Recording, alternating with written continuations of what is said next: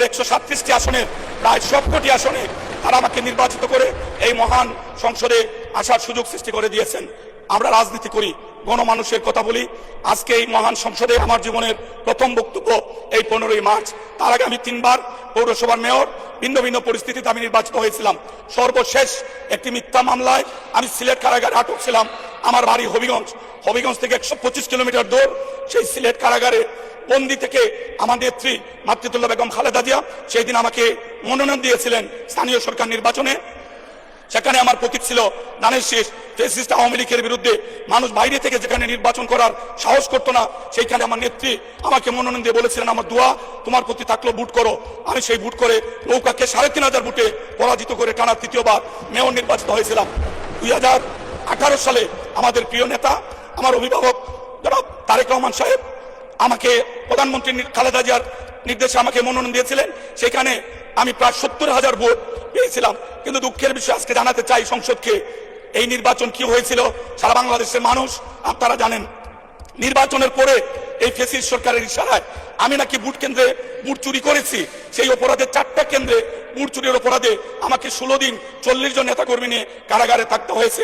ভিন্ন ভিন্ন পরিস্থিতিতে বারবার কারাগারে গিয়েছি, বিভিন্ন কঠিন পরিস্থিতির মুখোমুখি হয়েছি। পবিত্র ঈদ উল ফিতরের দিন হবিগঞ্জের জেলখানায় আওয়ামী লীগ ভাড়া করে কুনিয়ে এনে আমাকে হত্যার চেষ্টার জন্য আমার পিঠে ছুরিকাঘাত করেছিল, যার ক্ষত এখনো আমি বয়ে বেড়াচ্ছি। আজকে একটি সুযোগ সৃষ্টি হয়েছে মহান জাতীয় সংসদে এসে কথা বলার জন্য। আমি সেই জন্য মহান আল্লাহর শুকরিয়া আদায় করছি, আলহামদুলিল্লাহ। মাননীয় স্পিকার, আপনার মাধ্যমে আমি মাননীয় প্রধানমন্ত্রীর দৃষ্টি আকর্ষণ করছি, আমরা সিলেটের মানুষ প্রায় 1.25 কোটি মানুষ আমরা সিলেটে বসবাস করি। সিলেট থেকে ঢাকা আমাদেরকে বাই রোডে আসতে হয়। আমাদের প্রিয় নেতা, দলের চেয়ারম্যান, দেশের প্রধানমন্ত্রী নির্বাচন পরিচালনার সময় একটি ছোট্ট মাইক্রোবাসে করে সিলেট থেকে ঢাকা এসেছিলেন। রাস্তার কি কষ্ট উনি নিজে উপলব্ধি করেছেন। আমাদের মৌলভীবাজার এবং হবিগঞ্জে আমাদের প্লেনের কোনো ব্যবস্থা নেই, কোনো এয়ারপোর্ট নেই। সুনামগঞ্জে কি অবস্থা, আমরা বাই রোডে আসতে হয়, আমাদের আসতে 6 ঘন্টা 7 ঘন্টা রাস্তার মধ্যে থাকতে হয়। আমরা অনুরোধ করব এই 6 লেন রাস্তাটি যত দ্রুত সম্ভব যদি সমাপ্ত হয় তাহলে আমরা সিলেটবাসী কৃতজ্ঞ হব। আমরা প্রত্যাশা করি, আমরা আশা করি প্রথম সিলেট ডিভিশনের 19টি আসনের মধ্যে 18টি আসন ধানের শীষ আমরা নির্বাচন করেছি এবং 100% আসনে আমরা নির্বাচিত হয়েছি। অতএব আমরা বরাবরই আমরা তো দাবি করতে পারি সিলেটের মানুষ ধানের শীষে ভোট দিয়ে আমাদের 18 জন এমপিকে নির্বাচিত করে মহান সংসদে কথা বলার সুযোগ সৃষ্টি করে দিয়েছেন। তাই আমি জনদুর্ভোগ বিবেচনায় এই ঢাকা সিলেট মহাসড়কটি দ্রুত শেষ করার জন্য উদ্যোগ নেওয়ার জন্য যথাযথ কর্তৃপক্ষকে মাননীয় প্রধানমন্ত্রী নির্দেশ দিবেন এই অনুরোধটুকু রাখছি। মাননীয় প্রধানমন্ত্রী উনি প্লেনে সিলেট দিয়েছেন, বাই রোডে উনি সিলেট থেকে ঢাকা এসেছেন, কিন্তু ট্রেন জার্নি ওনার সুযোগ হয়নি।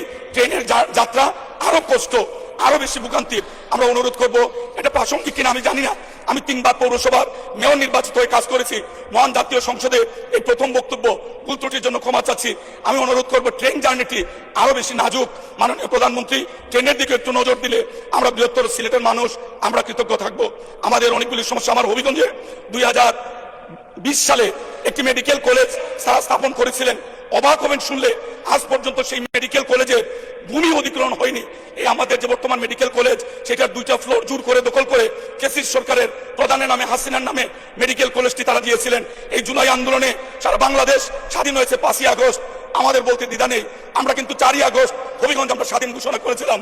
আমরা সেই হবিগঞ্জের মানুষ, আমরা মেডিকেল কলেজের নাম পরিবর্তন করেছি, কিন্তু আমরা আমাদের মেডিকেল কলেজের জায়গা কোথায় হবে আজ আমরা জানতে পারিনি। ঠিক একইভাবে 2021 সালে আমাদের কৃষি বিশ্ববিদ্যালয় তারা ঘোষণা দিয়ে একটা ভাড়া বাড়িতে কৃষি বিশ্ববিদ্যালয়ের কার্যক্রম 216 জন ছাত্রছাত্রী নিয়ে তারা কাজ শুরু করেছেন। আজ পর্যন্ত আমাদের কৃষি বিশ্ববিদ্যালয় কোন জায়গায় হবে সেই জায়গা অধিগ্রহণ হয়নি।